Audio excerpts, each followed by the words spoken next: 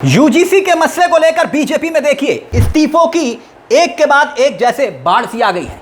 एक के बाद एक इस्तीफे हो रहे हैं, एक दो इस्तीफे नहीं है।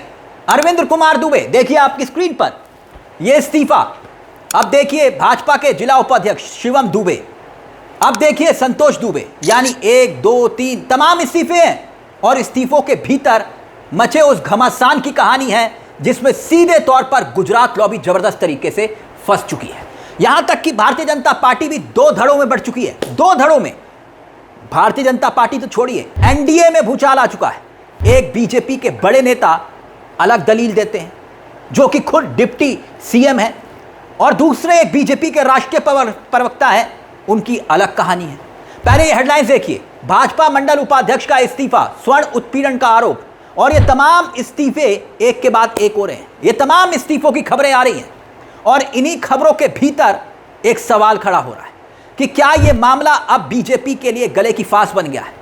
जंतर मंतर पर प्रदर्शन करने से रोका गया, लेकिन उस प्रदर्शन के बाद की तस्वीरें जो आई, शाह पर सियासी इल्जाम लगाकर। लेकिन उस बीच अब देखिए, सिर्फ दिल्ली के इर्द गिर्द का मसला नहीं है या राजस्थान का मसला नहीं है, चंडीगढ़ की तस्वीरें मैं आपको दिखाता हूं। एक के बाद एक तस्वीरें आप देखते जाइए कि धरातल पर इस वक्त यह मुद्दा कितने जबरदस्त तरीके से बीजेपी को झटके दे रहा है।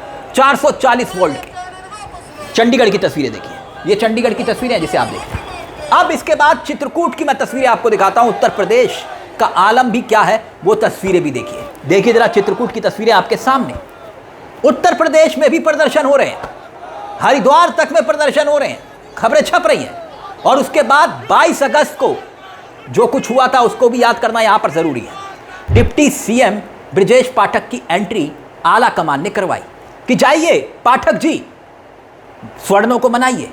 पाठक जी ने भी दावा कर दिया कि भैया 2 दिन के अंदर हम आला कमान से मिलेंगे और रास्ता निकालेंगे। लेकिन वो 2 दिन कब के बीत गए।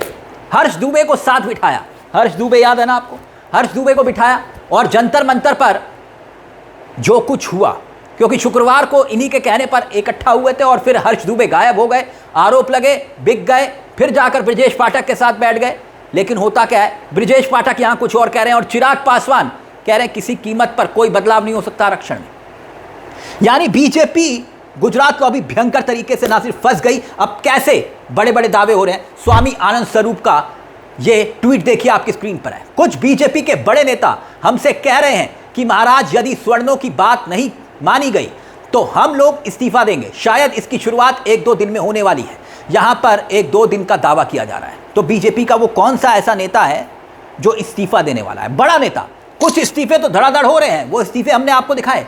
लेकिन यहां पर खबर यह है कि उत्तर प्रदेश का कोई एक बहुत बड़ा नेता है, बहुत बड़ा लीडर है, वो भारतीय जनता पार्टी से इस्तीफा दे सकता है।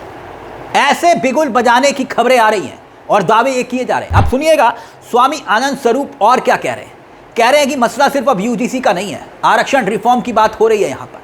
लेकिन जिस तरह के दावे किए जा रहे हैं और जिस तरह के बयान आ रहे हैं, पहले जरा स्वामी आनंद स्वरूप का बयान सुनिएगा और फिर उसके बाद जो ग्राउंड जीरो से बयान आ रहे हैं, जिस तरह के आरोप इल्जाम खुद गुजरात लॉबी पर लगाए जा रहे हैं, यानी कि मोदी अमित शाह पर लगाए जा रहे हैं, वो बयान भी हम आपको सुनाएंगे। पहले सुनिए आनंद स्वरूप क्या कह रहे हैं। 3 मांगे हैं, SC ST का मसला, आरक्षण रिफॉर्म का मसला और यूजीसी रोल बैक की बात हो रही है। सुनिए जरा स्वामी आनंद स्वरूप क्या कह रहे हैं। ओम नमो नारायण। बंधुओं, अभी ये युद्ध शुरू हुआ है। कई लोग इसको हिट, कई लोग फ्लॉप बोल रहे हैं। अभी तो ये शुरुआत है, लड़ाई लंबी है। एक बात आपको सबको बताना चाहता हूं कि लड़ाई केवल एक मांग यूजीसी की नहीं है।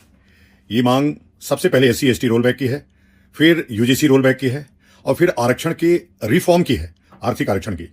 इसलिए कि ये लड़ाई लंबी चलने वाली है। कई लोग इस पे जो कुंडली मार के बैठे हैं, दलितों का हक खा रहे हैं, उनको बुरा लग रहा है। लेकिन हम लोग इस लड़ाई को जीतेंगे और इस लड़ाई में हमारे दलित, OBC, SC ST सभी भाग ले रहे हैं।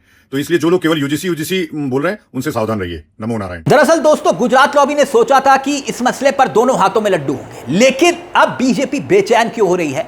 कुछ और बयान है युवाओं के, जो मोदी मोदी मोदी के नारे लगाते थे रैली में खड़े होकर, आज वो कह रहे हैं कि किसी कीमत पर बीजेपी को वोट नहीं करेंगे। कसमें खा रहे हैं, कह रहे हैं अब बात सहन से बाहर हो चुकी है, हमारी मांगे नहीं सुनी जा रही। और यहां आह्वान आर पार की लड़ाई का किया जा रहा है। किसके खिलाफ?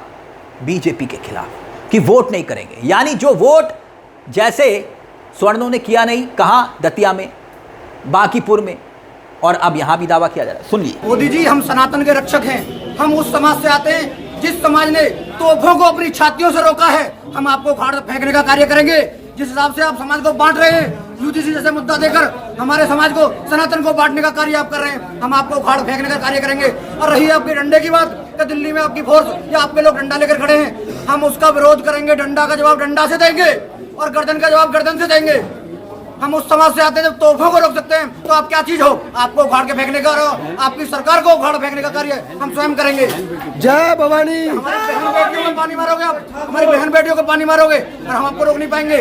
हमारी बहन बेटियां कॉलेज में पढ़ने जाएंगी। यहां देखिए बकायदा नंबर तक जारी किए जा रहे हैं कि आरक्षण में सुधार, कृपया नंबर जारी किया, मिस कॉल दीजिए, मिस कॉल, ताकि ये डिटेल जो है हम सरकार को दिखा पाएं। ये कह रहे हैं और समर्थन कितने लोग कर रहे हैं, मिस कॉल दीजिए।